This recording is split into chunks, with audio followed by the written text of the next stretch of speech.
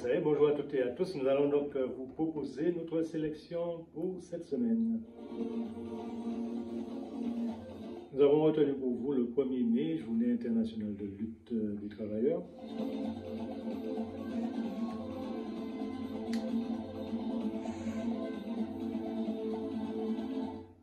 Le combat des résidents de Petite Grenade à Joupa-Bouillon qui se poursuit.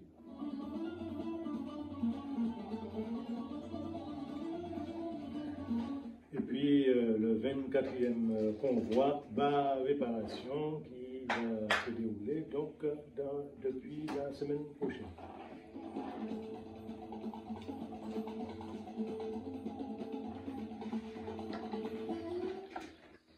Le traditionnel défilé du 1er mai a rassemblé plus d'1 millier de personnes à Fort-de-France.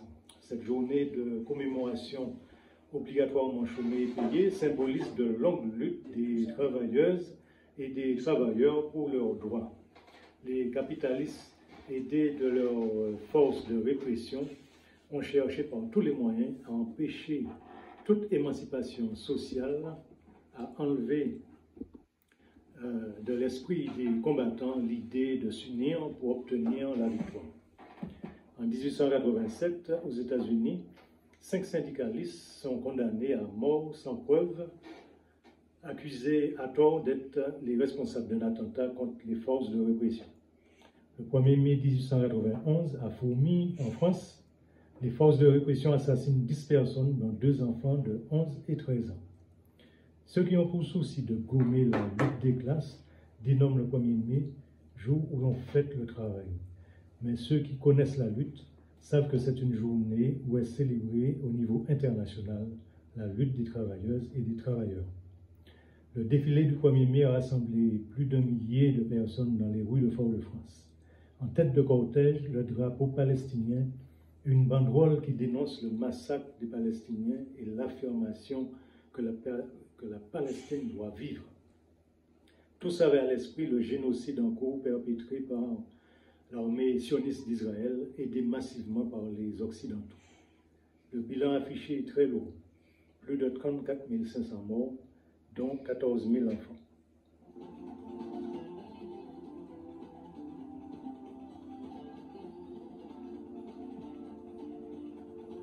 Le combat des résidents de Petite Grenade, la cité Petite Grenade à Joupa-Bouillon plutôt, se poursuit.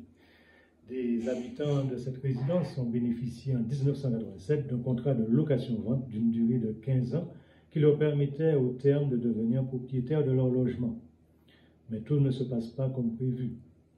La collectivité communale se trouve dans l'impossibilité de délivrer des titres de propriété à cause de la présence d'amiante au sein des logements, une substance dangereuse pour la santé.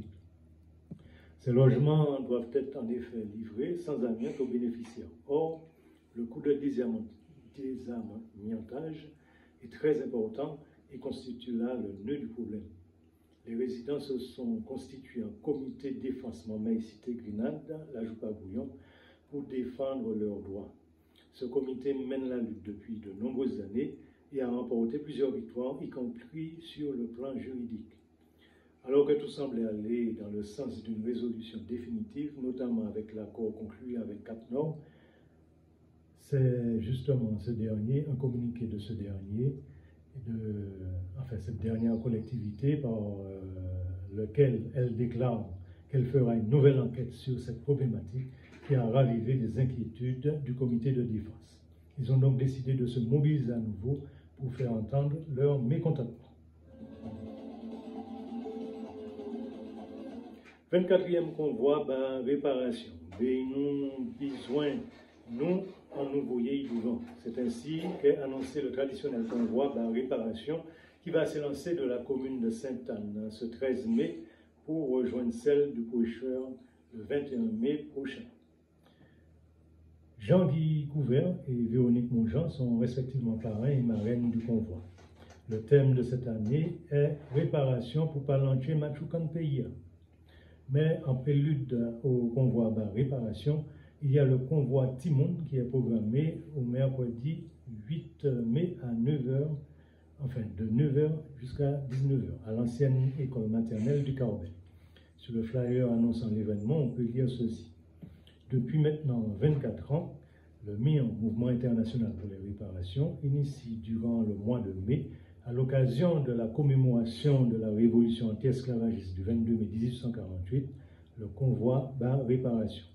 Ce convoi s'inscrit dans la nécessité d'une auto-réparation qui vise à permettre aux participants d'échanger, de connaître leur histoire, ainsi que les ressources naturelles et culturelles de leur pays, afin de mieux comprendre la nécessité des réparations pour la libération et l'épanouissement du peuple martiniquais. Le MIAN propose pour ce 24e convoi à tous les Martiniquais qui travaillent à la libération de leur pays de venir en discuter et réfléchir sur les moyens de Palanche Machucam pays afin de faire émerger notre société martiniquaise ayant retrouvé ses valeurs d'unité, de solidarité et de convivialité.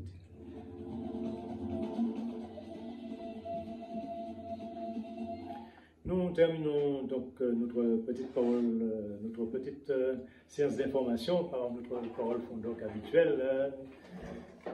L'ignorance mène toujours à la servitude. Il faut que donc nous soyons informés et bien informés en utilisant notamment les médias alternatifs. Nous vous proposons l'un des médias alternatifs qui existent, le journal en ligne des comités populaires, le journal Gikambout, que vous pouvez télécharger à partir de la Web TV, à l'adresse suivante, www.jicambouttv.com.